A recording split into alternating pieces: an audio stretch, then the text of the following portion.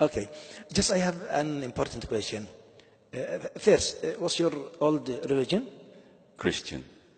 Then, the main question, why you convert to Islam? Right. So firstly, thank you very much to give me this opportunity, and I would like to thank everybody for the time, because maybe you want to go home now. But I just take 5 minutes of your time to explain what was the reason and my motivation. And I think it's quite important, because it's a very important decision as a matter of fact. And I have a chance, just for your information, with my work, to travel around the world, because I used to work as an international, in an international position. And I was seeing many places. You go to Japan, you see Shintoism, you go to Sri Lanka, you go Buddhism, and you fall basically in admiration, because you say, oh, something new, something I never seen. And you bring back souvenirs and all that. But after that you think and you say, this is not right. Those people, they are believing in mountains, in trees, and all those things. This is not right. Something is wrong. My education was a Christian education, and I'm actually from a very Christian family. And, but year after year, I was losing the confidence in the way that Christianity was bringing the message and believing into one God, one single God. That was the most important. And a couple of years back, because I have a son, a couple of years back, my son got married with a Muslim woman. And he converted to Muslim, to Islam. And my son, yes. And I was very happy. But I was half happy with that, because I was always thinking for a long time about Islam. Because while I'm traveling in the Middle East, if you go in a hotel, you have always Quran in Arabic and Quran in English. And I was reading Quran from time to time, you know. Even so, I was a Christian, I was reading Quran, I said, this is very important what they are saying here, very, very important. So I saw my son and I said, so it's good, it's your decision. You want to convert, it's your decision. But why do you convert exactly? Is it because you married with a Muslim woman? Or is it really because you believe in one God? Because I'm following you as a Christian for the last few years, and I didn't see you going to church and all this, but now suddenly you marry a Muslim woman and you will become Muslim. So I had long conversation with him, long discussion with him, but finally I think that we succeed.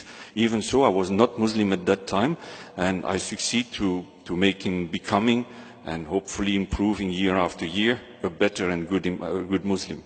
So I made also that process by myself and say, the most important, basically, it's the same value as in Christianity. You must believe in one God. And faith in God is something extremely important. Faith in God is not something that you say, oh, now I have faith in God. I know there is one God, I have faith in God. No, faith in God is something that you have to work. Every day you have to work on it. And you have tools in order to help yourself to work on it. Firstly, you have to share your views with other people. And I have the chance to have in Dubai a physical trainer, and his name is Mohammed. And we meet every day. And every day we're talking about Quran, about Islam. And he really helped me a lot in all this process and improve my faith in one God. And that was extremely important. But you have other tools in order to improve your faith. Pray. Pray is very important. So I found out that praying 5 times a day, actually it's not complicated. It just takes you a few minutes. But it improves, it helps you to have more and more faith, because you have all the time those little Satan in your head, you know, that can destroy your faith to some extent. But prayer brings you always back into the right direction. And while you pray, I'm always taking a few minutes to read Quran. And sometimes I read Quran at home. Sometimes when I'm not feeling well or something like that, I read Quran, and all of a sudden you feel better and your faith is improving. So faith and pray is something that is fantastic into Islam. Also, I discovered that basically you can feel yourself so good in your soul and improving your faith while you're doing zakat. And a couple of weeks back, I decided to also proceed with zakat. And after that, I was feeling so good. And I explained this to my friend Mohammed. I said, Mohammed, this is exactly what I wanted to do, because this is now improving my faith in God. And we have an objective together. Actually, that's how we started talking together, because I said, one of the things I would like to achieve is to go for Umrah. And he said, oh, John, you cannot go to Umrah because you are not Muslim. So I said, yeah, but let's discuss about it. And we discovered the real values together. And that's why a few months ago, we were talking about that. And 10 days before Ramadan, I decided to convert to Muslim. And I heard many people, like Victor, for example, who is not very lucky because he has 10 million people living and only 2 mosques he found on internet. So, yeah, I was there. So, basically, I'm a little bit more lucky because in France or in Belgium, because my mother lives in Belgium, we have more mosques.